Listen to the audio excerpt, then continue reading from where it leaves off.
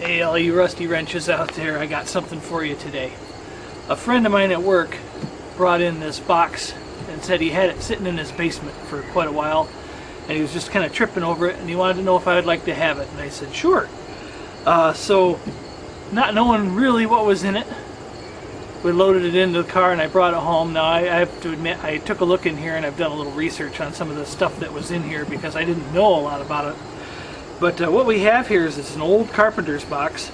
We got some brass corners here, and this little window is for your Carpenter square. So you'd have it laying in here, and then the 90-degree piece would come up off the side here, and you can close it up in case you don't have the square in there. Got some pretty good iron handles. I'm not sure if this was a purchased box or a made box, but it's pretty well done. It's got a nice lock on it. Unfortunately, the hasps are broke, and the lock itself is actually broke as well. So let's open it up and take a look. It looks to me like there used to be some saw or something. You got a couple flip handles here that would have held something into the lid. Whatever it is long gone, but it looks like some sawtooth dug in there, so I'm guessing it was something of that nature. But here, let's take a look at what's inside. So first off,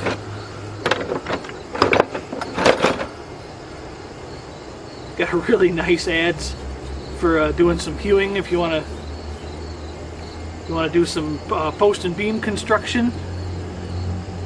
And this thing is still pretty sharp. Somebody has carved the word front into the handle, and it's nice and tight. It's not loose at all. Nice curve to the handle. The handle's in great shape, so that's we'll get to playing with that a little bit. We've got two of these. These are one of the main items in here. Two of these. Now this is a T-handle brace. You know, a brace, if you think about a brace, well, there's actually a couple other ones down in here. Hold on, let me get one out. This is a brace. So you'd put your drill bit or your auger in there, you know, and you'd spin it around. So this is the normal kind of brace that we think of. Well, this is the exact same thing, but it's a T-handle. And it goes along with this giant set of augers that are in here. And these things are monstrous. I don't know how big the biggest one is, but they show evidence of some hand forging going on here. And they're in pretty good shape for the most part. A couple of them are nasty, but they're looking pretty good. And we can drill some serious holes with these things. And we'll have to try those out. And there's some more bits in here. But there's a whole bunch of these. So you loosen up these bits. The square tang fits right in there. You tighten them up.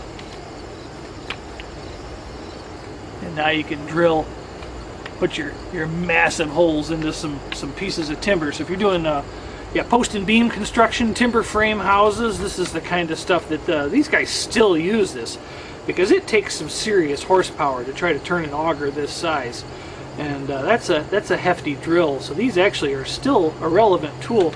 And this one's nice. These have a ratcheting feature, so if you switch it to one side, it'll ratchet one way, it locks it there, and then it'll ratchet the other way. And there's another kind of neat feature going on here. I'm not sure exactly why, if there would have been maybe different ends you could put on here, but this handle comes off. You can screw it right into the top here. Now you can get into a tight space. So these are pretty versatile. And I believe these T-handles, I can't find any markings on these, but the best I have found is that these were probably made by a place called Miller's Falls, probably late 1800s, early 1900s. Miller's Falls was around from the late 1860s until 1962 they became part of Ingersoll Rand. This one's got some chrome or nickel plating of some kind on it. This one doesn't really have any evidence of that. This does the same thing. It has the removable handle. And this one needs a little cleanup here. The ratchet lever doesn't like to work. But they're both in pretty good shape. Both operational. We got the braces here. There's actually two braces in here, and they look kind of rough, but they're really not too bad. This one's got some nice carving in the handle. I haven't even looked at these yet to see if there's manufacturer's names on them.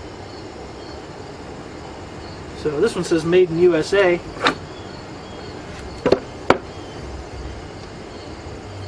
And these are both ratcheting. These have a ratcheting style to them too, so we're going to do some cleanup on those and get them working. We have a selection of rasps and files in here. Any of you guys out there that are knife makers? That could be a sword. That thing's huge. As could that. Here's a rapier. So we've got the files in here. Just keep coming. That one's pretty well beat. These are all just flat files. Oh, just another auger bit. Here's a little auger bit. A different type of auger. Here's a half round file. There's a rasp.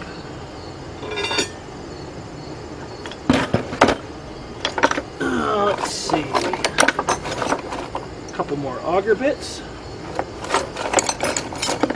Some small files, triangle file. Little triangle file. Triangle file. There's a square file.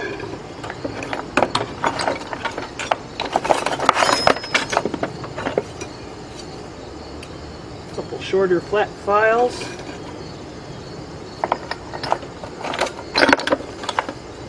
Another triangle file.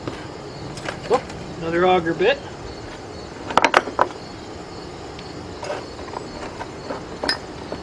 I haven't really been to the bottom of this box yet, so there's another file with a homemade handle on it.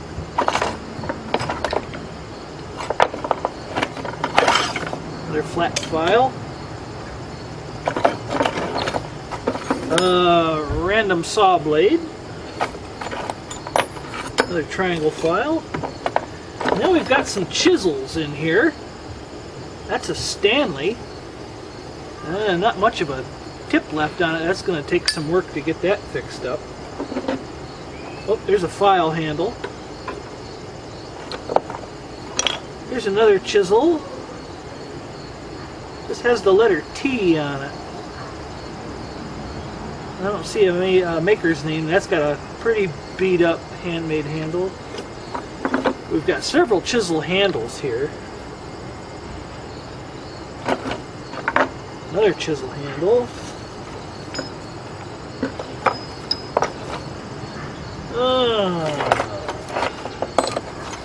Another little auger bit. I have an old scraper, and this thing is heavy. That's a heavy-duty scraper. I don't see a name on that. Another little twist drill. We've got a few, these are screwdriver bits that will fit in the brace drill. Another little file. We have a screwdriver or a pick or chisel here, and it says this is the Consumers Ice Company, Ice and Coal. both phones, and I can't quite make it out. It's from Pennsylvania. W.P. Lawler, manager. So it's a neat little piece of advertisement. Got a well-used center punch.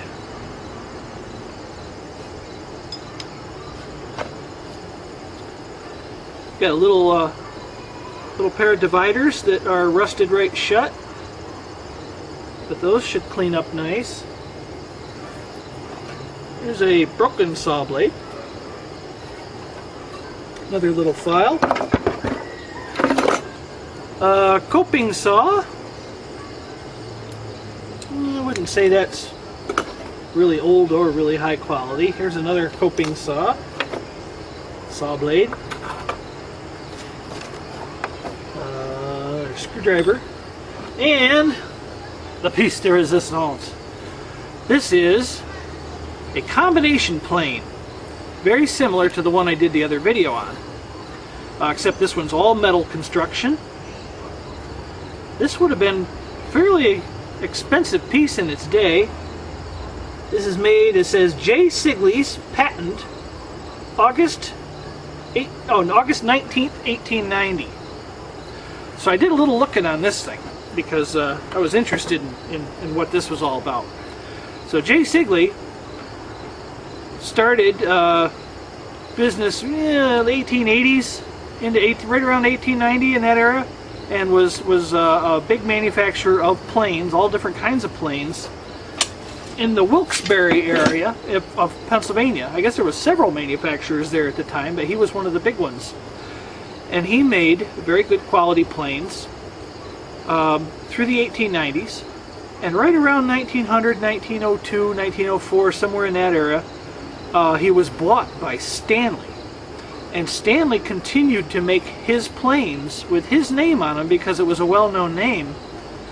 But the stamping changed a little bit on there. It would say it had an indication that it was actually made by Stanley with the Siegley name. So this one just says Siegley, so that puts this somewhere between 1890 and 1900. So it's 1890s. And it's in very good shape.